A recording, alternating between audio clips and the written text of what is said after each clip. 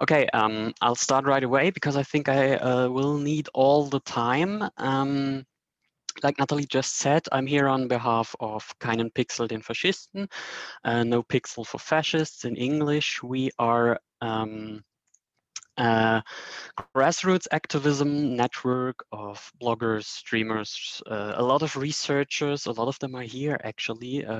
Eugen is part of the network. Rudolf Inderst, who was here yesterday, is part of the network. Tobias, who will talk later, is too, and a lot of others.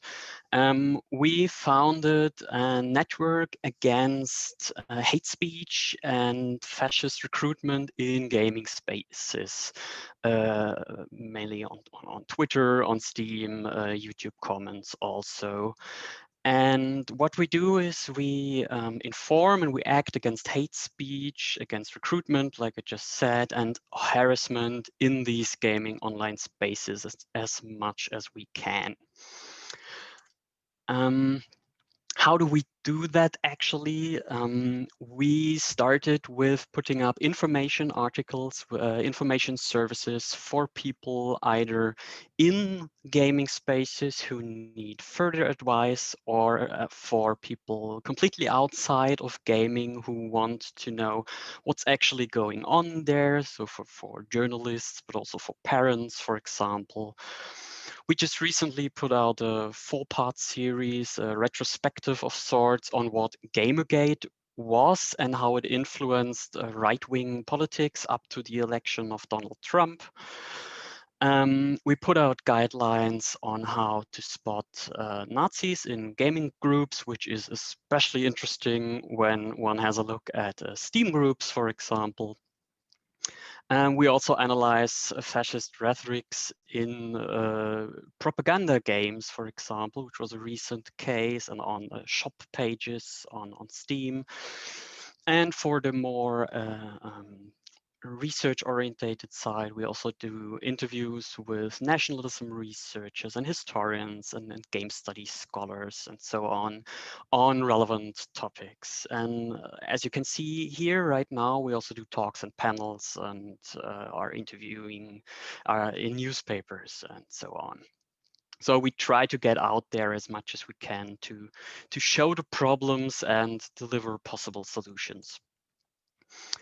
So what have we actually achieved so far? I should say we are active. We are online since April 2020, so pretty much half a year now. And in that time, all of this is together with a lot of other people. We had achieved a delisting of a Nazi propaganda game that was listed on Steam and itch.io. Was made by the Identitäre Bewegung and 1% für unser Land, which both are groups that are monitored by the German intelligence service for right-wing extremism. And the game was, which should come to no surprise, full of anti-Semitism, homophobia, xenophobia. We did an in-depth analysis of the store description of this game on Steam, which is no longer existent, but if you want to read, there is a link in the slides that will be uploaded after the event. Where we also achieved a replacement of a panel that was to be held at DEFCON 2020, this year's Gamescom, where an anti-Islamic developer wanted to hold a panel on anti-fascist responsibility, which was weird. And together with many other outlets, we went contacting DEFCON and showed them the track record of these developers. So they canceled the event and put up Jörg Friedrich from Paint Bucket Games on very short notice, who produced a magnificent panel in that short time, which was very great. So is it all sunshine and lollipops so far? As you can imagine, it certainly isn't, because from day one there was attacks by the admittedly rather small German GamerGate remnants, which was quite manageable, because one positive aspect of a network structure like Keinen Pixel is the individuals are mostly anonymous, and no one, we're not really anonymous. The names are on our page. We're really transparent about that. But an attack on the network is never hitting one individual as hard as an attack on that individual would. But they tried and tried again. We had a lot of false claims about who the people forming the network are. There will be an example in a later slide. By the way, there is a lot of text on these slides. I apologize. They're meant to be a resource after the talk. You don't have to read all of this. Just listen to me. All in all, these organized attacks of the German crowd of GamerGaters pretty much stopped after about a month, but they tried to mobilize the international GamerGate bubble, which only worked to a certain extent. There is a academic GamerGate bubble, which is quite loud internationally, I suppose, and they are mainly trying to attack us in present. But why are they even bothering to do that? Because we are some volunteer network in the German-speaking spaces. Why are we a threat? You are all pretty aware of the founding myth of GamerGate. I'm pretty sure that Zoe Quinn, who was the victim of an ex-boyfriend who kindled GamerGate with a post about them, was framed as a corrupter who paid with sex for a game review, which doesn't exist. In its development until today, GamerGate has lost pretty much all of its influence in the gaming sphere, has become kind of a laughing stock, but was interesting to the alt-right, right-wing parties as a recruitment tool and as a kind of blueprint for campaigning in the internet. So right-wing reactions towards something, they are never there to debate with the people they're debating with. They're there to pull in bystanders, to sow doubt with so-called bad faith arguments. And they are there to suggest two sides to a story for these bystanders. And people who are unsure, who don't know a lot about the topic, and this both-sidism validates hate as opinions when it's actually not.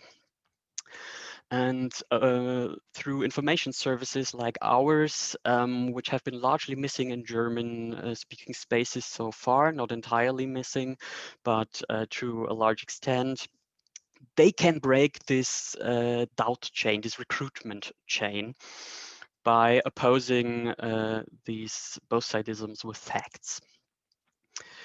Now, I've talked a lot about recruitment. What does it actually mean, or how does it actually work? If people, GamerGaters or right-wing activists enter gaming spaces, there are, in very general words, 3 stages of pulling people to the right. There is a feeling out stage where humor that is seen as accepted, for example, anti-Semitic and anti-feminist jokes are very often felt in spaces to be okay. They are low threshold jokes, and they can be told. And a lot of these spaces in the gaming world are, for example, Steam groups or curator groups on Steam or YouTube commentaries. And they can be delivered in familiar formats like memes. Memes are, of course, a big part of gaming culture. And via this humor, groups can be felt out if they would be viable for harder jokes, for example. And these harder jokes, they try to normalize certain right-wing aspects. For example, if they use a very anti-Semitic joke in a Steam group and there is no backlash, then that helps normalizing anti-Semitism there. But if there is a backlash, there is always the way out to tell that it's just a joke, and this is called basically this 2 steps forward, 1 step back. You take back your bad intentions on the surface, but the joke lingers.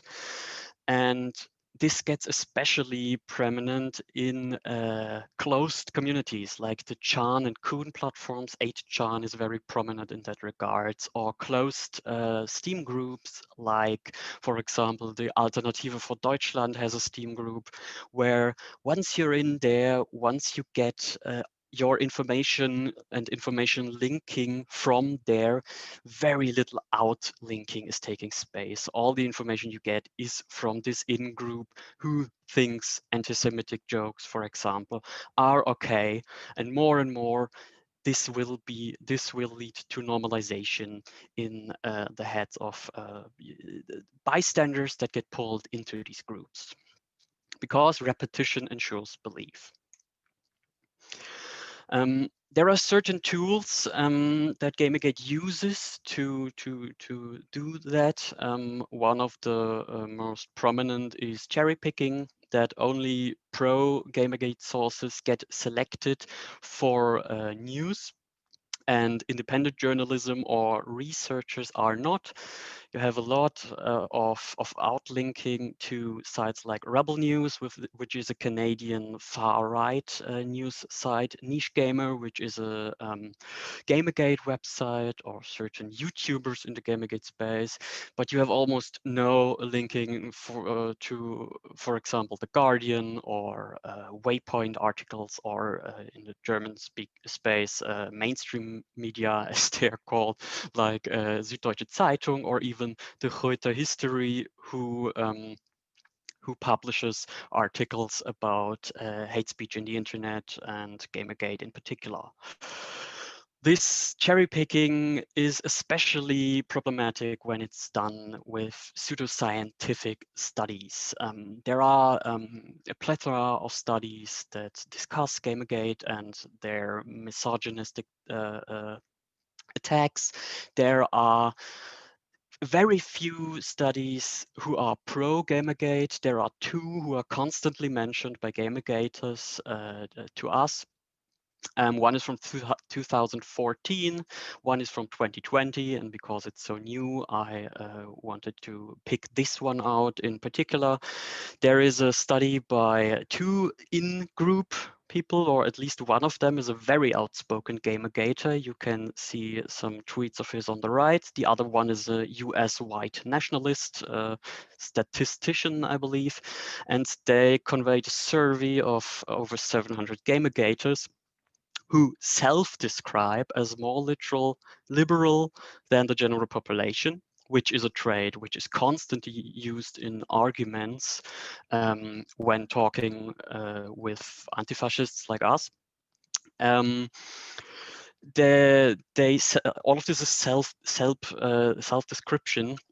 Mind you, they admit in the abstract to the study, and the abstract is what most people will see from the study if they even click on the link, that GamerGate is indeed connected to incidents of harassment of women in gaming, although they say it's just very few selected.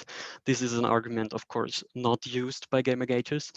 And they also say that over 40% of GamerGaters that were asked are white, male, heterosexual, and the vast majority is either white or male, which is not to say that these groups automatically state that GamerGate is a harassment group, but as you know, this group, this rather homogeneous group is, well, let's say, the preeminent group that harasses other groups on the internet. So even the pro GamerGate studies tell you what GamerGate is about, but people using them to argument, they don't. Because there's always, to a big extent, victim blaming involved. It's the founding myth, basically, as we know. Anita Sarkeesian and Zoe Quinn were framed as attackers when they were the victims. And actions against harassment are constantly framed as actions against free speech, as has been done against us by German GamerGaters. There are some examples on the right. And they also put actors against harassment in context of larger conspiracy myths. For example, on the right to the bottom, you can see an example where we are put in into conspiracy myth that is about the Amadeo Antonio Stiftung, who is, as is said by right-wing people, wants to bring back the surveillance apparatus of the GDR, which is, of course, well, goes without saying, it's not. Now, on to the last part. I'm almost finished. What can be done, actually, because I want to give you some positive examples. The biggest thing we have done, have achieved, is reporting content on the platforms. We reported the propaganda game on Steam, we report the people on Twitter, and the more people report, the more it functions. We as a support network can obviously help much more than individual persons for this. And this deplatforms the people and organizations, which, as you can see on the examples that are here, Infowars and the Identitäre Bewegung, cuts their reach, their media presence, and especially their funding tremendously. What can be done as an individual? I'm getting faster because I have the clock in mind, as you can see, but there is also one more slide, so we're almost done. Normal modus operandi for right-wing and for GamerGate as well is acting and then letting others react, and by this way spread the action of the right-wing people into other bubbles and spaces. If we reverse this, if we do act, then we put the alt-right into the reactionary role, and they in turn spread our information, our scientific research into their bubbles. That is not to say that it helps convert Nazis, but it helps inform bystanders. Never forget that blocking is a viable tool. If you're dogpiled, if you're overrun, just block them, especially on Twitter. There is no use discussing with them. And in the best case, before you block, you may debunk them if you can, if you have the energy and if you have the knowledge. And just as a last thought, I wanted to give you one effective way of debunking that can be used. There is something called the truth sandwich, which is an anti-fake news tactic by the cognitive linguist George Lakoff from the US. It utilizes the properties of the brain, which are, in this case, that the first frame, the first thought gets the advantage, and that repeating of something ensures belief. So repeat the truth more than the lies. In this case, that means you go out with the facts, you put the false claim in the middle, and you close with the facts. Be advised that all of this works the other way too. So right wing also uses this to false claim bystanders and people who are unsure, just to have the repetition in there. But to end it all, there is a kind of best practice example for you where you can also see the emphasis, which not also in the first and third frame, you have emphasis so that the second frame is more or less forgotten. You also have in the frames, in the paragraphs, the start and the beginning especially emphasized. So the things that stick from the second paragraph is that GamerGate proponents claim something, and this is a lie. And before and after that, there are the truths. I won't read them out now because of time constraints, but the next slide is just my selected literature. I'll give you a look at that, and then I'll change back to the other slide for, well, the last 1 minute or so that we have. Thank you. Thank you so much, Was a really good and interesting talk, and really please keep up the good work. And yeah,